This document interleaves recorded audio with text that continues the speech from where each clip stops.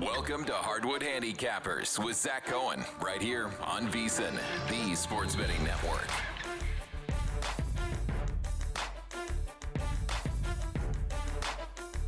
This is Zachary Cohen, VSiN.com senior editor with another episode of Hardwood Handicappers. Today is Thursday, March 26th. We are recording this at around 9:30 a.m. Eastern. And man, last night was absolutely crazy in the association. You had the Timberwolves facing the Rockets in a game where Minnesota looked dead in the water in overtime. They ended up going on a 15-0 run to complete the largest overtime comeback in NBA history. It is this reason that I said I didn't trust either of those two teams going into last night's game, and you really saw it on full display. But what a win for the Timberwolves without Anthony Edwards. Also, you had the Celtics smacking the Thunder in what I thought was a really strong performance from Boston. I wrote it in the newsletter for VSiN.com, the VSiN newsletter this morning.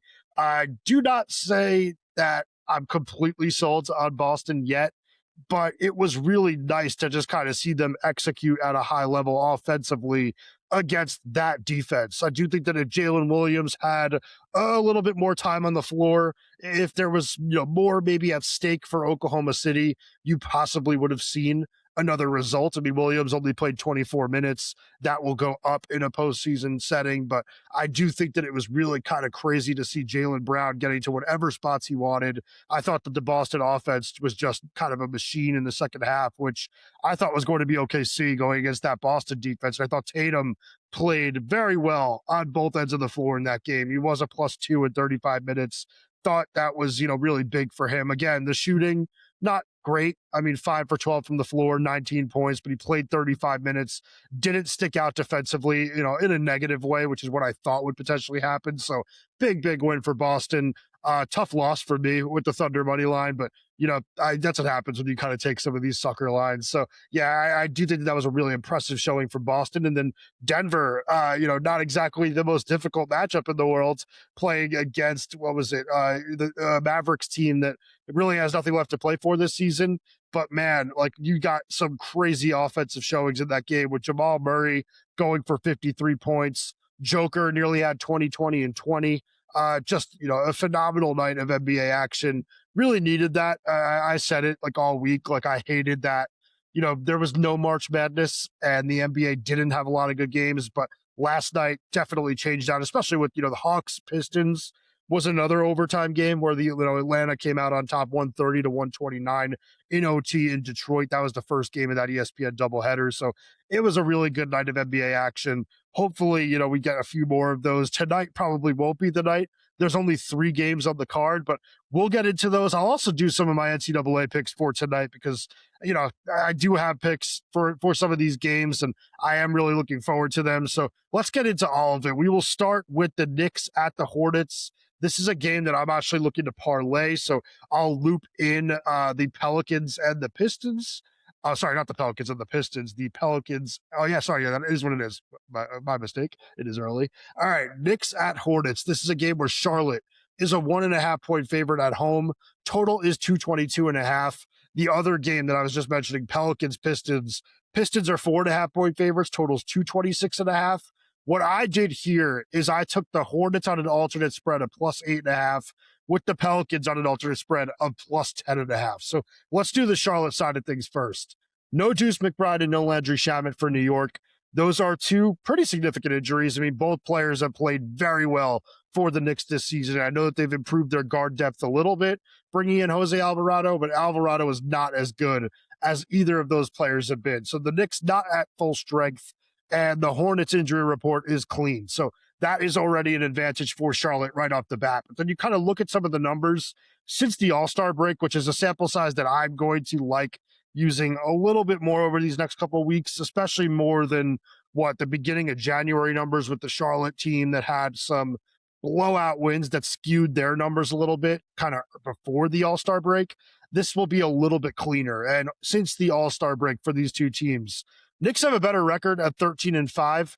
Hornets just 12-5, so half game difference. But the Knicks with a net rating of +9.0, Charlotte +13.7. So slight advantage to the Hornets, who are a team that I'm going to be giving myself points with in this game. So that is something that I think, is worth noting right away. And then I think that you also just kind of have to break down the matchup. And I think that this Charlotte team has proven this year that they are very creative offensively, like with stuff that they run off the ball, the stuff that they can do to kind of attack weaknesses on an opponent's, defense, all of it. It's just kind of nonstop movement, going to the right guys at the right times, which is a credit to LaMelo Ball, who's been a player that throughout his career has been like a big numbers, no wins guy. This year, his game has matured a little bit, and you're seeing that with Charlotte being one of the best offensive teams in the league, and you're going against a Knicks team that has two big weaknesses in the starting five on the defensive end in Jalen Brunson and Karl Anthony Towns. I think that Charles Lee, who's a great coach, and this Hornets team that has a lot of smart offensive players will find a way to take advantage of those two weaknesses. So I just think Charlotte's going to be very difficult to stop. And I know it's going to be the same when you kind of look at the Hornets defense going against the Knicks offense, but feel good enough about it that I'll take an alternate spread, which is really what I wanted to do to get a better price on the other game. But I will also mention before we move on to that other one, Knicks just 3-7 straight up when playing as road underdogs this season, all under Mike Brown. So this team has struggled a little bit this year on the road when expected to be, in a tough game. And then the Hornets 14-6 straight up as a home favorite under Charles Lee. So, this is a good team when they are expected to win in Charlotte. So that is something that is a little bit hard to ignore. But like I said, the play that I actually really wanted to make tonight was the Pelicans. I just didn't want 4.5. I would have preferred 7.5 or so, but you're not getting that because the rest situation for New Orleans is just so strong in this game. I mean, Detroit coming off an overtime loss against Atlanta last night threw a lot into that game. 42 minutes for Jalen Duren, 45 minutes for Dennis Jenkins, 37 for Asar Thompson, 35 for Tobias Harris. Like, these guys are going to be beat when they get out there tonight. Also would not be surprised if they end up pulling some of these guys and, throwing out, some bench units. I just kind of think that you already have no Cade Cunningham.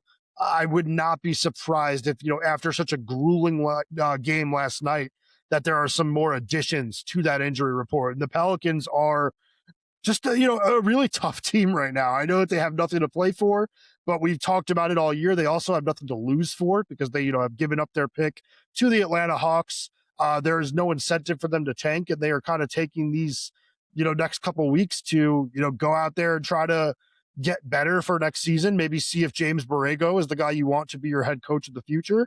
And you just kind of look since the All-Star break, like I said, a sample size I'm enjoying, 10-7 with a net rating of plus 3.1. And just the other night, they, nearly came away with a road win in MSG. So I just kind of think that this is a team that I trust to keep this game somewhat close. I just wanted a little bit of extra cushion because, you do have, a team with nothing to play for against a team that's still fighting for their number one seed in the Eastern Conference. Also, there's potentially no DeJounte Murray and Trey Murphy III for this New Orleans team, both players listed as questionable. So wanted to play it a little bit safer, took plus 10.5. And to get a better price on that, I used the Hornets, who I think have a really good shot of beating the Knicks. So it's a parlay with the Hornets alternate plus 8.5 against the Knicks, Pelicans alternate plus 10.5 versus the Pistons. Now let's move on to the final game of the NBA slate. Like I said, only 3 tonight, very light slate, so you can focus a lot of your energy on the college basketball. This is the Magic taking on the Kings in a game that I would not be talking about if I did not have a player prop, because we've talked about this all year. Like to skip these games where there's a huge favorite, and Orlando is favored by 15.5 in this one against a Sacramento team that is tanking. And I know that this Sacramento team does play veterans a little bit more than some of the other tanking teams do, but it's a hard team to trust. So if you're looking for something in terms of sides or totals, really can't help you. But the play that I do really like is Maxime Reynaud over 15.5 points at minus 110. Actually really surprised to see the number down this low, which scares me a little bit, but this has been something that's been sitting closer to 16.5 and 17.5 over the last couple of games. And Reynaud has gone over this number for tonight in 4 straight games. Also, over the last 13 games, he's averaging 19.2 points per game with 7 games of at least 22 points.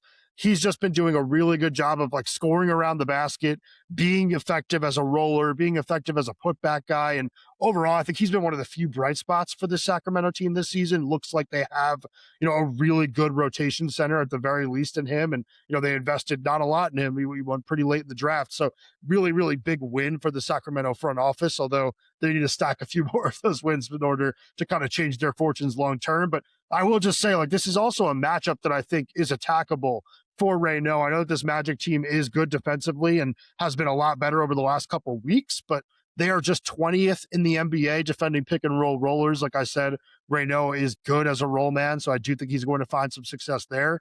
Orlando's also a bottom half defense in the NBA when it comes to defending inside 10 feet, and they are 15th in the NBA defending at the rim. So it's not terrible, but it's not great when it comes to defending the spots where Reno does most of his work.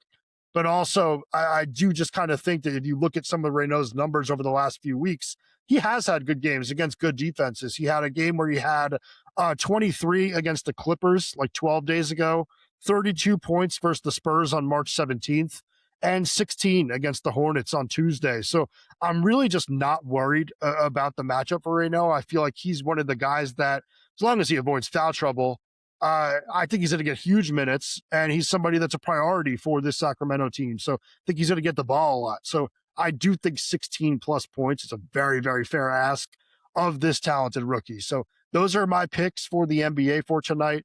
We will get into college basketball next. If you're looking to sharpen your edge the remainder of the NBA season, VSiN Pro is where to start. Get advanced analytics, player prop projections, and expert insights used by serious bettors every single day.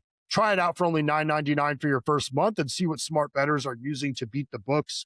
Head to vsin.com/subscribe and check out all of our subscription options. I keep saying I love this offer for this time of year, especially because you're getting all of our NBA stuff, all of our college basketball stuff, but also MLB, which started yesterday with my Yankees winning. And then, today is when the action really starts. And we're going to have everything over at vsin.com from, best bets to player props. I'll be doing some player props for VSiN this year. It's a really good time to jump on a $9.99 offer. And I definitely think that it's a good time to just check out what we have to offer, see if you like it, and hopefully stick around for some more. All right. College basketball for tonight, Sweet 16 action. We have Texas taking on Purdue in the earliest game, 7:10 p.m. Eastern. Iowa and Nebraska playing at 7:30 p.m. Eastern. Arkansas, Arizona, 9:45 p.m. Eastern. And the latest tip is Illinois, Houston at 10:05 p.m. Eastern. And the way that I play these games is I have a parlay with Purdue and Arizona money line. Purdue is a team that I also have in Survivor, so I'm risking a lot with the Boilermakers tonight. I'm a little bit nervous about that. But I do think that you just kind of have to trust in season-long numbers at this point and not overreact too much to what you've seen from the Longhorns over the last couple of weeks. I mean, Texas beat Gonzaga. That was a massive win. I thought Gonzaga was going to make a run in this tournament, but I think that what people have kind of failed to realize, and you see it with people like calling for Mark Few's job and stuff, but Texas was facing a Gonzaga team that was missing Braden Huff, and Huff was expected to come back potentially for these nights of games if Gonzaga were to win. So that's the reason I thought the Bulldogs were a good play, is because I try to be a little bit different and not jump on all the teams that everybody's taking. But I thought Gonzaga was, kind of a sleeping giant with their best players set to return. He did not, they didn't end up advancing to the point that they would have needed to for him to come back. But Texas beats that kind of wounded Gonzaga team. Now all of a sudden they're sitting here and they're a popular pick when looking at the spread against a Purdue team that has just been way better. If you look at the numbers over the course of the season, I mean, Purdue is the best team in the nation when you're looking at adjusted offensive efficiency at 133.6. They're also 35th in adjusted defensive efficiency. That makes them better than Texas on both ends of the floor by a pretty significant margin, because Texas is a team that's better offensively than they are defensively, and they're just 26th in the nation in adjusted offensive efficiency. So Purdue has a pretty big edge on offense, which is Texas's kind of calling card.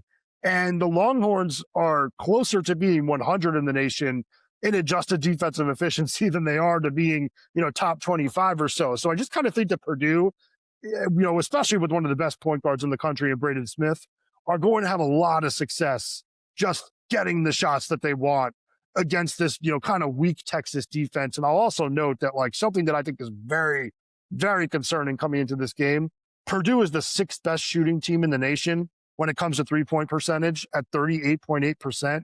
Texas, 249th in 3-point percentage defense, allowing opponents to shoot 35.1%. And to the Longhorns' credit, they do a decent job of kind of running opponents off the line and just kind of preventing opponents from jacking up a bunch of threes. But I do think the Boilermakers are going to get like Fletcher Lawyer loose, and I think they're going to knock down their shots in this game. So I really like Purdue. I think this is, if you're looking at the spread or the spread, I do think that like I would be closer to laying it than I would be taking the points with Texas. But I do think that, this is a unique way to play it in that, you just get to worry about just Purdue advancing. And then in the other game, Arizona, Arkansas, it's somewhat similar in that I just don't want to go crazy overreacting to what I've seen out of Arkansas over the last couple of months. I think that everyone kind of has Darius Acuff Jr. fever right now. And Acuff is a player that absolutely cerebral as a pick and roll player. Awesome lead guard for this Arkansas team. And, really does have the Razorbacks playing some really good basketball. But Acuff is also just miserable on the defensive end. I kind of hate to say that. Like, I don't really want to pick on him too much. But overall, the Arkansas defensive backcourt is very, very concerning. And that is something that I don't think is being talked about enough either when you look at this game, because I do think Arizona is the best defensive team in all college basketball this year. So I have really no doubts about Arizona going out and kind of lighting up the Arkansas backcourt. And I do feel decently about, Arizona being able to slow down the Arkansas backcourt. I don't think you're going to completely stop them. I think Acuff is legitimately tremendous offensively and can kind of get to his spots whenever he wants to. But if they can force him into tough shots, make things difficult on Malik Thomas, I think this is a game that goes Arizona's way. And I really do think that, like, I've talked about the Wildcats being a team that I'm kind of scared to back in the tournament because I do think that their 3-point shooting could be a problem for them at some point in this tournament. They just are so low in the entire nation when you look at 3-point rate, and, not shooting the three at all is an easy way to kind of hurt yourself in this game where the three is just so important. But they are facing an Arkansas team that is 316th in the nation in 3-point rate. So they are not going to be out there firing away from deep either. And if you're not winning the math battle against Arizona, I don't think you're winning the game, because I do think, like I said, Arizona is the much better defensive team. Also, we'll say the Wildcats are one of the best rebounding teams in college basketball, and the Hogs are like average at best when you're talking about rebounding. So I think this is a game where Arizona is just going to be a little bit too big, a little bit too physical. Also, just I would say like Braden Burries is a player that I think could completely light up the Arkansas backcourt. So wouldn't be too shocked if he ends up looking like the best guard on the floor in tonight's game. But yeah, Purdue money line, Arizona money line, that parlay is -142. Feel a lot better about that than laying the points with either team, but I do like both favorites quite a bit. Nothing for me in Iowa, Nebraska. I will say, though, I do have a lean on Iowa. They did beat Nebraska at home 57-52, and when they went to Lincoln, they forced overtime. So I would say that was a slight edge to the Hawkeyes during the regular season. And I do think that our VSiN betting splits tell an interesting story about this game, because you look at some of the numbers. Heavy action on Nebraska, like 3/4 of the handle and the tickets coming in on the Cornhuskers. They look like a very popular kind of public, favorite. But they have gone down from -2.5 to -1.5, which to me suggests some sharp money on Iowa. And I do really like Bennett Sturts. I think that he's the best player either of these teams has. And I kind of just love the formula that Iowa has for the NCAA tournament in the Ben McCollum system, where it's just completely slow the game down, D up, and just hope that you do enough offensively with Sturts running the show to ultimately, find a way to win the game. And I do think that this is going to be one that Nebraska is going to miss that kind of home court advantage that they had in the first two rounds. And I do think we're going to see Iowa find a way to win, but it's not a game that I'm looking to back. I just think that there's so little between the two teams, so much familiarity with both of them being Big Ten programs. But yeah, I do think that if I had to take something, I would go Iowa. But I do have something in the last game, Illinois versus Houston, not at Houston. I have Houston money line, minus 144. This is another one where I just kind of think that Illinois' defense is going to be a problem. I think that this team had better defensive metrics than I think that I would have thought based on the eye test. They are a top 25 team in college basketball when looking at adjusted defensive efficiency, but you look at some of their games in Big Ten play, and there were just so many instances where they played good offenses and got absolutely torched and gave up like 80-plus points. And this Houston team, they play that usual brand of elite Kelvin Sampson defense. We've seen that all year, maybe not as good as some of the previous couple of teams, that we've seen, but it's still, just one of the best defensive teams in all of college basketball. But the difference with this team, in my opinion, and why I think that this team is live to win the NCAA title, which they were last year too, I just think that the guard play is so strong. Like, I just don't think that you can do a lot better than Kingston Fleming's. I think that that's just, one of my favorite guards in all college basketball. You have Emmanuel Sharp, you have Milos Uzan. Like, there are three guys on this team that can comfortably handle the ball, that can score. You have JoJo Tugler, one of the best defensive players in the country and one of the best overall, motor guys on the wing. Love that. You have Chris Senack Jr., the center who maybe will be going on to the NBA with Flemings after this season. But just so much talent on this team, but also so much of that toughness that we've come to be used to with Houston. But I do think something to keep an eye on in this game is that backcourt going up against an Illinois team that I think is weak defensively. And then that backcourt for Houston is also tremendous on the defensive end. So kind of trust them to defend, Keaton Wagler, who's an NBA prospect that will probably end up going in the lottery this year. Just, a phenomenal on-ball guard for the Fighting Illini. But I think he is a little bit slow, and that could present some options for Houston defensively, even potentially if he is torching the guards, throw Tugler on him and see what happens there, because I think Tugler has the foot speed to cover Wagler. But overall, I really like the defensive options that Houston has for Illinois. And one other thing that I've kind of noticed, and it really stuck out when kind of putting these teams side by side when looking at the advanced stats profile, Illinois just does not force turnovers on defense. They are one of the worst teams in all of college basketball when it comes to turnover rate defense. Houston is fifth in the NCAA, in turnover rate on offense. So the Houston Cougars, this backcourt just does not cough the ball up. So it's a team that takes very good care of the basketball, going against a defense that does not put a lot of pressure on the basketball. That to me means Houston's just going to have some more time to set their offense and maybe even have just more overall good possessions offensively, because that defense for Houston, even going against an Illinois team that doesn't turn the ball over, they're going to create some turnovers. That's just how good, of the in-your-face type of defensive players that they have in their backcourt. So I don't know. I think this is an Illinois team that's very, very good. I think Brett Underwood has done a very good job there.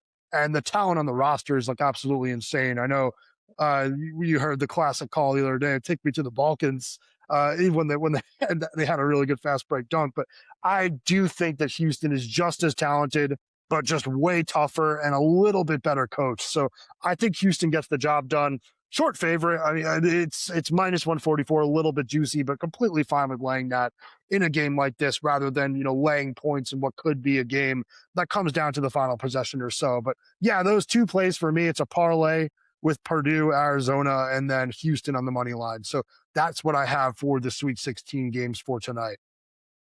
Attention any listeners who are new to VSiN, signing up for our free daily newsletter is a great way to catch up. Delivered straight to your inbox every morning, VSiN's newsletter offers picks, data, and strategies for the day's betting menu.